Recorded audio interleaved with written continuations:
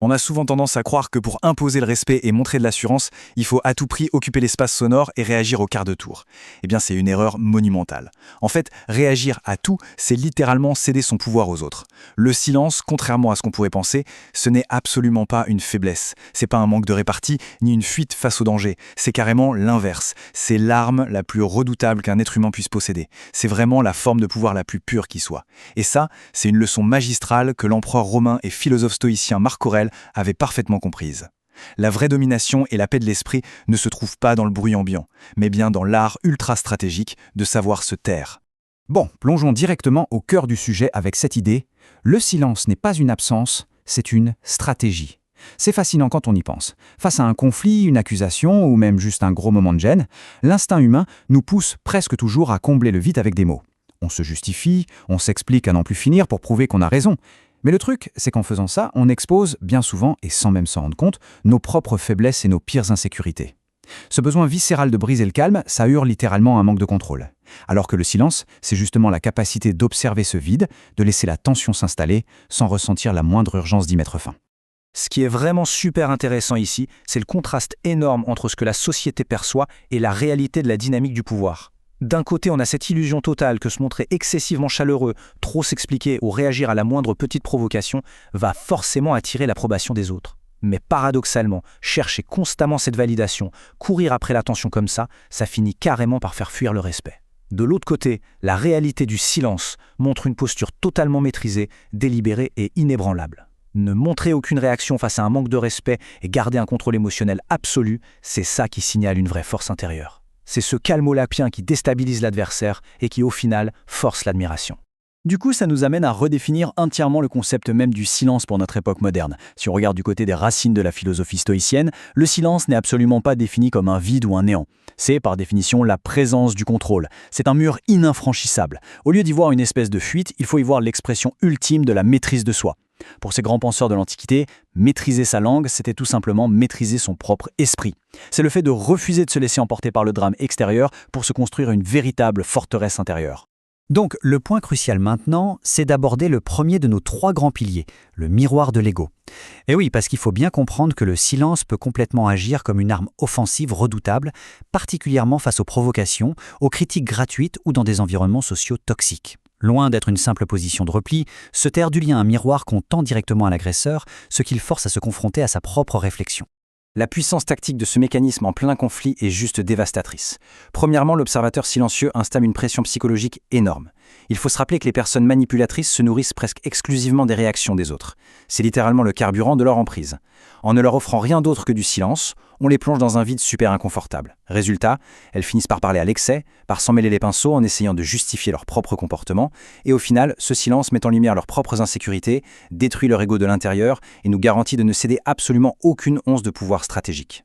Ce principe fondamental a été magnifiquement résumé par le grand philosophe stoïcien Épictète, celui qui se tait possède une arme que les autres ignorent. C'est exactement dans cette absence totale de bruit que réside tout le poids de cette arme invisible. Pas besoin de crier, pas besoin de formuler une réplique cinglante pour exister face à l'hostilité. La personne qui choisit de garder le silence affirme sa solidité d'une manière que les mots ne pourront honnêtement jamais égaler. Ce qui nous amène à explorer le deuxième pilier de cette analyse, le bouclier de l'esprit. Si on vient de voir que le silence est un miroir offensif impitoyable, il se transforme aussi en une ressource psychologique profondément défensive et intime. Dans notre monde moderne, un monde complètement saturé de notifications, d'opinions et de sollicitations constantes, cultiver cette dimension protectrice n'est même plus un luxe. C'est devenu une nécessité absolue pour préserver sa santé mentale. Il suffit de s'arrêter un instant sur cette réflexion du philosophe Sénèque pour en saisir toute l'importance. Celui qui se tait possède la richesse de l'esprit car il ne disperse pas ses énergies dans des batailles inutiles. C'est tellement vrai. Notre énergie mentale est une ressource super limitée et précieuse. Quand on retient ces mots face à une attaque émotionnelle ou qu'on choisit tout simplement de ne pas plonger dans un énième débat stérile en ligne ou au bureau, on protège cette énergie vitale. C'est vraiment un acte d'autopréservation pour garder sa paix intérieure complètement intacte face au chaos ambiant. Passons à la suite pour voir comment cela se construit très concrètement au quotidien. L'application pratique de ce bouclier stoïcien se fait par des étapes assez simples. La première, faire une pause avant de parler. Prendre une petite seconde pour se demander si l'intervention est vraiment utile. Ensuite, observer sans réagir. Imaginez être un scientifique qui observe une scène émotionnelle de l'extérieur sans se laisser happer dedans. Et enfin, intégrer la réflexion dans le calme plat. Ça peut se traduire par une petite marche matinale silencieuse, totalement déconnectée de la technologie, sans musique ou sans distraction. Ce genre de retrace est radical pour réguler les émotions intenses qu'on accumule et pour attaquer la journée avec une lucidité remarquable. Ce qui nous mène très naturellement au troisième et tout dernier pilier, le chemin vers l'indépendance. Il faut bien capter que maîtriser le silence, ce n'est pas juste un tas de petites tactiques pour gérer les interactions avec les autres. C'est avant tout la voie royale vers une autonomie émotionnelle absolue. C'est l'art de s'affranchir une bonne fois pour toutes du regard et du jugement des autres.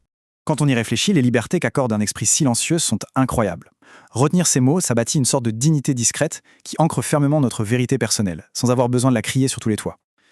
Et regardez comment ça s'applique pour fixer des limites. Dire simplement « non, je ne suis pas disponible » sans fournir la moindre petite excuse ou justification derrière, ça force instantanément un respect profond. C'est cette indépendance émotionnelle totale qui prouve que l'équilibre antérieur n'a absolument pas besoin de la validation de qui que ce soit pour exister. Et cela illustre brillamment cette réalisation magnifique de l'empereur Marc Aurèle, dont les écrits résonnent encore tellement aujourd'hui. Celui qui vit en paix avec lui-même vit en paix avec l'univers. C'est profond, parce que la vraie paix au final, c'est un choix purement interne, un choix dicté par la raison. Elle reste totalement inaltérée par le bruit, les embrouilles, la manipulation ou les provocations du reste du monde. Gouverner son propre esprit dans le calme le plus absolu, c'est l'essence même, le cœur de l'invulnérabilité stoïcienne. Alors, pour terminer cette analyse, il y a une question un peu provocatrice, mais absolument essentielle, qui mérite d'être posée. Que révélons-nous réellement lorsque nous nous précipitons pour combler le vide avec des mots? Comme on vient de le voir, le silence, c'est à des années-lumière d'être une simple absence. C'est un choix conscient, c'est un bouclier et c'est un miroir. Il observe, il protège et, sans faire le moindre bruit, il force un respect naturel. Chacun de nous est invité aujourd'hui à examiner de près ses propres réflexes face à l'inconfort d'un silence prolongé. Parce que céder à l'urgence de parler juste pour plaire ou pour se défendre, c'est bien souvent abandonner son pouvoir. Choisir délibérément le silence, c'est tout simplement faire le choix de devenir inébranlable.